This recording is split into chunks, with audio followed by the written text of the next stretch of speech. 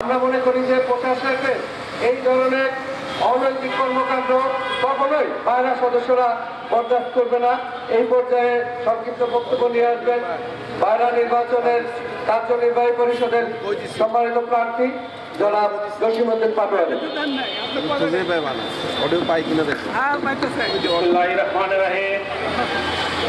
আমার প্রিয় সাংবাদিক বন্ধুগণ, আপনারা জানেন আজকে আমরা এমন একটি কাজের লগ্নে এখানে দাঁড়িয়েছি। বাংলাদেশ রিক্রুটিং এজেন্সি বাণিজ্যিক সংগঠন বাইরা এমন একটি সংগঠন যেটি ঢাকা ক্লাব নয়, যেটি প্রেস ক্লাব নয়, যেটি আবাহনী মোহামেডান ক্লাব নয়। বাইরা এমন একটি সংগঠন, যেই সংগঠনের ছায়া তলে বাংলাদেশের হাজার হাজার রিক্রুটিং এজেন্সির মালিক বাংলাদেশকে উন্নয়নের শিখরে নেওয়ার জন্য দিন রাত অক্লান্ত পরিশ্রম করে বাংলাদেশের শত কোটি লক্ষ লক্ষ যুবকদের বেকার যুবকদের বিদেশে কর্মসংস্থান লক্ষ্যে দিন রাত চালিয়ে যাচ্ছে সে একটি সংগঠন বাইরা। এই বাইরা বাংলাদেশে রিপ্রেজেন্ট করে বাংলাদেশের অর্থনীতিকে বিনিয়োগ করে আসছে। সুতরাং আমরা কি লক্ষ্যে আপনারা জানেন বাংলাদেশের সংবিধানে অনুযায়ী যে কোনো সংগঠন, যে কোনো প্রতিষ্ঠান যখন সাংবাদিক শূন্যতা পরিষ্ঠ হয় তখন সরকারের পক্ষ থেকে একজন টাকা নিয়োগ দেওয়া হয় শুধু একটি নির্বাচন অনুষ্ঠানের জন্য। কিন্তু আমরা দেখলাম আমাদের যে নিয়োগকৃত সরকার কর্তৃক নিয়োগকৃত প্রতিষ্ঠানের যে প্রশাসক মহোদয় 3 মাসের পরিবর্তে 31 বছর এখানে বিভিন্ন সুযোগ সুবিধা নিয়ে হাঁটু গেয়ে পড়ে বসে আছে। তারপরে তিনি দীর্ঘ 10 মাস পর যখন একটি নির্বাচন অনুষ্ঠান আয়োজন করেছিলেন এবং প্রথম মিটিংয়ে আমরা সবাই প্রতিবাদ করেছিলাম যে সামনে ফেব্রুয়ারি প্রথম সপ্তাহে জাতীয় নির্বাচন, আপনি জানুয়ারির 24 তারিখ কিভাবে নির্বাচন করবেন।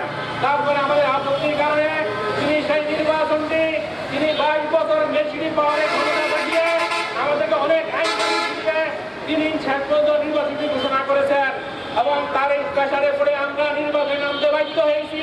নির্বাচনে নেমে আমরা যখন নির্বাচনের ভোটার তালিকাভুক্ত করতে গেছি তখন তিনি অবাধিতভাবে 200 রিক্রুটিং এজেন্সির মালিকদেরকে তিনি আমাদের আইনের বিধানগুলি রেখে তিনি অন্যায়ভাবে তিনি ভোটার তালিকায় নথিভুক্ত করেছেন।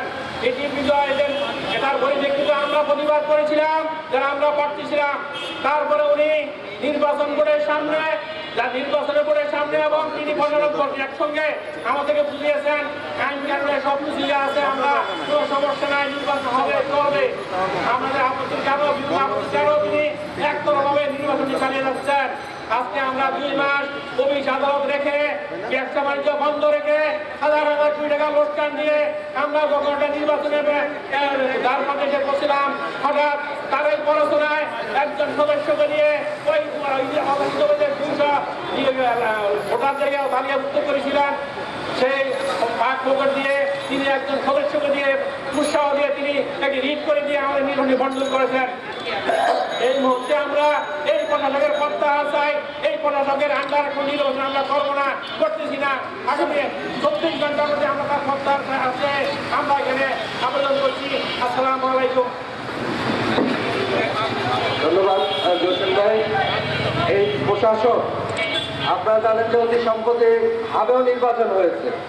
এই নির্বাচন বোর্ডের চেয়ারম্যানই ছিলেন তিনি। 3 মাসের মধ্যে সেখানে একটি সুষ্ঠু নির্বাচন দিয়ে হাবের নির্বাচনে উনি সুষ্ঠুভাবে দায়িত্ব পালন করেছেন।